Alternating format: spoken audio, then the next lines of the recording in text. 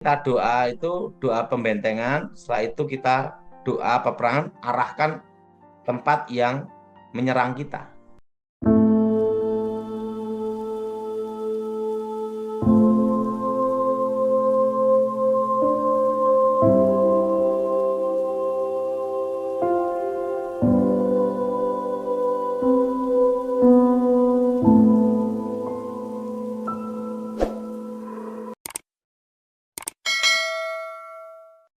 Nubuat akan berakhir, bahasa roh akan berhenti, pengetahuan akan lenyap. Sebab pengetahuan kita tidak lengkap dan nubuat kita tidak sempurna. Tetapi jika yang sempurna tiba, maka yang tidak sempurna itu akan lenyap. Ketika aku kanak-kanak, aku berkata-kata seperti kanak-kanak. Aku merasa seperti kanak-kanak, aku berpikir seperti kanak-kanak. Sekarang sesudah aku menjadi dewasa, aku meninggalkan sifat kanak-kanak itu. Karena sekarang kita melihat dalam cermin suatu gambaran yang samar-samar, tetapi nanti kita akan melihat muka dengan muka. Sekarang aku hanya mengenal dengan tidak sempurna, tetapi nanti aku akan mengenal dengan sempurna, seperti aku sendiri dikenal. Demikianlah tinggal ketiga hal ini, yaitu iman, pengharapan, dan kasih. Dan yang paling besar di antaranya ialah kasih. 1 Korintus pasal 14. Sekali lagi tentang karunia roh. Kejarlah kasih itu dan usahakanlah dirimu memperoleh karunia-karunia roh, terutama karunia untuk bernubuat. Siapa yang berkata-kata dengan bahasa roh, tidak berkata-kata kepada manusia, tetapi kepada Allah. Sebab tidak ada seorang pun yang mengerti bahasanya. Oleh roh, ia mengucapkan hal-hal yang rahasia. Tetapi siapa yang bernubuat, ia berkata-kata kepada manusia. Ia membangun, menasehati, dan menghibur. Siapa yang berkata-kata dengan bahasa roh, ia membangun dirinya sendiri. Tetapi siapa yang bernubuat, ia membangun jemaat. Aku suka supaya kamu semua berkata-kata dengan bahasa roh. Tetapi lebih daripada itu, supaya kamu bernubuat. Sebab orang yang bernubuat lebih berharga daripada orang yang berkata-kata dengan bahasa roh. Kecuali kalau orang itu juga menafsirkannya, sehingga jemaat dapat dibangun. Ada cerita ini ya. Jadi gini, ada satu sopir ketemu, sopir yang sering ngantar saya. Nah, ini sopir yang ngantar saya. Pak Daud ini dalam hidupnya ketemunya banyaknya laki. Karena waktu 10 tahun saya tugas, itu kan semua laki semua. Laki semua. Nggak ada yang bencong, jadi-jadian nggak ada. Nah, semua laki-laki dan mereka adalah pasukan khusus. Jadi dia ngomong sama saya, Pak Daud itu hanya ketemu perempuan di gereja.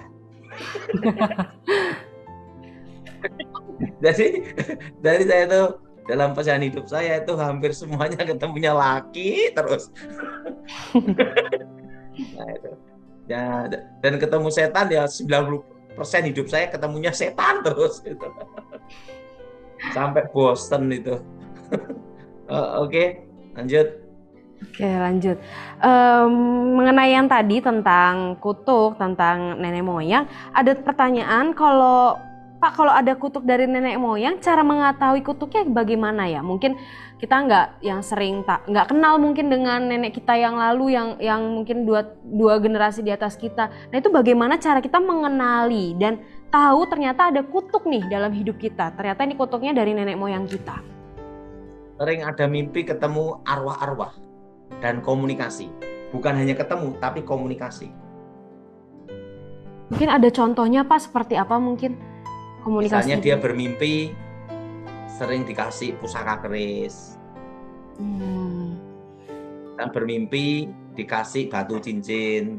Nah itu, atau sering bermimpi ketemu arwah yang sudah mati, dituntun untuk pergi ke satu tempat. Nah itu pasti hubungan dengan kutuk. Ini ada pertanyaan, cuma saya juga kurang mengerti. Bagaimana pendapat Bapak mengenai Kakang Kawah Adi Ari-Ari, Pak? Apa itu, Pak? Itu dipercaya bahwa dalam diri manusia itu ada saudara kembar. Sehingga kalau orang meraga sukma, pertama kali ngelihat adalah dirinya sendiri. Itu namanya tahap belajar ilmu ngerogo sukmo. Saya ngerogo sukmo usia 10 tahun, jadi saya tahu. Apa itu? Itu sebenarnya bukan saudara kembar kita. Itu roh setan yang menyamar yang ada sejak kita lahir. Setan itu kan ada di mana-mana. Itu roh setan yang menyamar aja. Dan waktu ngerogo sukmo kalau kita lihat wujudnya sama dengan diri kita sendiri. Tapi itu apakah kita bisa lawan juga Pak tentang si kembar ini? Lawan pasti bisa dong. Kan itu setan. Nah, demi nama Yesus roh-roh jahat keluar kan gitu. Kan kalau di Bahtera kan banyak diajarkan doa peperangan kan. Udah ahli-ahli ya, jago. Iya, ini pertanyaan dari followers kami, Pak. Sedikit kami tanyakan. Lanjut ya, Pak ya. Ini sudah saya acak-acak soalnya tadi. Kalau ada roh dari suatu tempat mengikuti kita, bagaimana kita melepaskannya selain dengan doa? Adakah cara lain? Gini ya. Untuk melepaskan hidup kita dari roh jahat dan kutuk, itu hanya dengan iman dan doa darah Yesus. Di luar itu hanya sistem netral. Arti netral itu kekuatan tidak berfungsi. Misalnya gini, ada orang punya jimat ditanam dalam tubuh. Susah mati. Dimandiin daun kelor. Baru bisa mati dengan tenang. Apakah setannya lepas? Tidak. Yang disebut netral pada waktu diketemukan satu unsur yang berlawanan, tapi sejenis. Contohnya gini, lawan dari kehidupan adalah kematian, hidup dan mati. Betul? Arti kelor itu artinya mati. Makanya kalau orang punya jimat susah mati, dimandiin kelor, daun kelor, atau digebuk daun kelor, mati dengan tenang. Apakah setannya keluar? Tidak. Setan tetap dalam tubuh, kutukan tetap berjalan. Tapi kekuatan tidak berfungsi. Nah, yang bersangkutan jalan, meninggal. Seperti gini ya. Orang punya ilmu kebal, ditembak, tidak apa-apa, dibacok, tidak apa, dibom, ketawa. Nah, yang satu unsur dengan tameng baja, itu kan pakai kekuatan tameng baja. Tapi berlawanan itu adalah logam mulia. Makanya orang punya ilmu kebal ditembak peluru proyektil dari emas, tembus. Apakah setannya keluar? Tidak. Itu hanya posisi netral, tidak berfungsi. Waktu diketemukan satu unsur berlawanan. Makanya orang kalau punya jimat, mau buang air besar, jimat ditaruh dulu baru nongkrong. Kenapa? Karena waktu dibawa, langsung kekuatan tidak berfungsi. Ini masuk, ini keluar. Satu unsur berlawanan. Nah, untuk posisi seperti netral ini harus dibedakan dengan lepas dari kutuk, lepas dari roh jahat. Oke? Oke, Pak. Ini juga ada pertanyaan. Beliau selalu diikuti burung hantu sampai keluar pulau malam bersuara di atas tempat di mana dia tinggal. Nah, itu gimana, Pak? Mungkin dia udah terlalu sering diikutin sama burung hantunya ini, tapi mungkin gimana nih caranya dia supaya dia tidak mendengar, mungkin tidak diikutin lagi sama burung hantu ini? Ya, ditangkap burung hantunya. Kalau ini berhubungan bukan mistis, lain. Kalau berhubungan dengan mistis, burung hantunya itu malam tertentu ada di bumbungan rumah. Harus dibedakan di sini. Berarti di situ kemungkinan ada sangkarnya burung hantu. Kalau beda cerita dengan kalau tadi yang burung hantunya di atas, itu gimana, Pak? Perbedaan. Jadi waktu malam tertentu burung hantunya ada di situ. Nah, Dan yang kedua nanti ada namanya tanaman-tanaman mati, kering mendadak. Itu berarti ada kiriman kuasa gelap yang berhubungan dengan santet. Oh. Nah, tapi kalau selama tidak ada tanaman-tanaman mati mendadak, berarti burung hantunya nyasar. Mengenai santet, Pak, ini mungkin juga cerita pribadi saya. Dulu rumah saya tuh sering dilemparin tanah kuburan, terus tiba-tiba sering ada darah ayam itu ada di depan rumah. Nah, itu sebaiknya kalau tanah kuburan tuh harusnya diapain, dan kalau ada hal-hal mistis gitu apakah harus dibakar, apa yang harus kita lakukan, Pak? Jadi ada suatu rahasia tentang jimat dan mistis ya. Segala jimat, mistis apapun, kalau kena api, itu kekuatannya dimentahkan kembali ke awal. Oh, berarti harus dibakar ya, Pak? Iya. Makanya semua kekuatan mistik, kayak mantra yang ditulis atau pusaka, begitu masuk ke dalam api, itu namanya dimentahkan kembali ke awal. Dimentahkan kembali ke awal. Artinya kekuatannya jadi mentah, tidak berfungsi.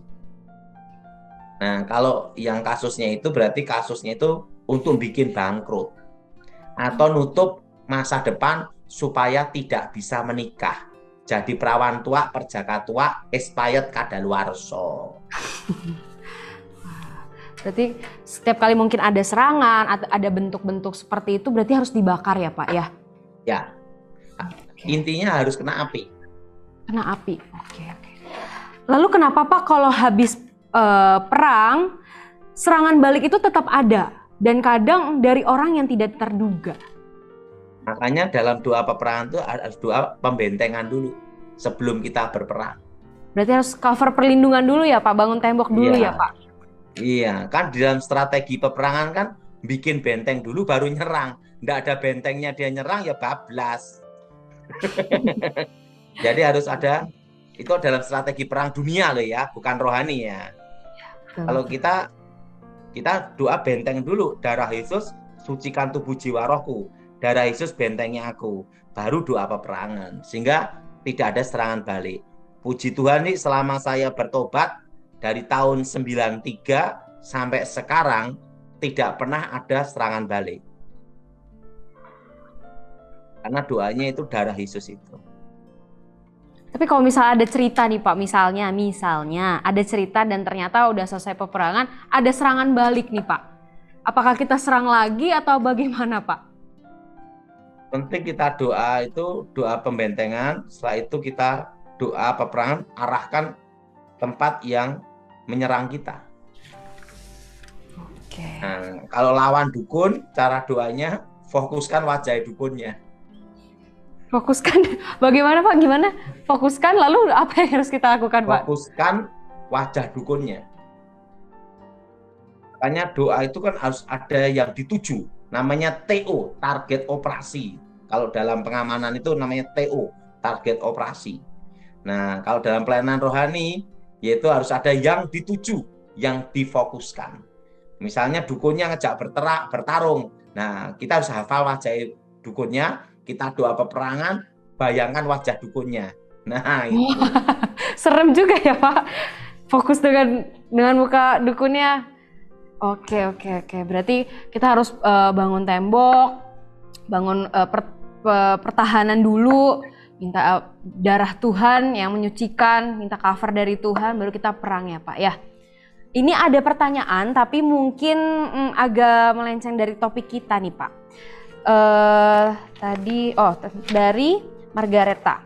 Maaf kalau keluar dari topik. Apakah benar ada contoh kasus Tuhan izinkan reinkarnasi terjadi? Tidak. Mengapa, tidak Pak? Mungkin boleh bantu jelaskan, Pak, tentang reinkarnasi itu apa? Mungkin banyak orang juga yang nggak tahu tentang Sebenarnya kalau itu titisan ya. Jadi titisan itu kalau kakek neneknya terlibat kuasa gelap, masuk ke generasi anak cucunya, sehingga anak cucunya itu sejak kecil bisa ngelihat setan dan punya kekuatan supranatural. Itu kejadian kayak waktu saya kecil dulu. Waktu saya kecil dulu sebelum bertobat ya, saya itu usia 5 tahun, 6 tahun itu tiba-tiba tidak mau makan bisa. Dan tiba-tiba mengasingkan diri seperti meditasi.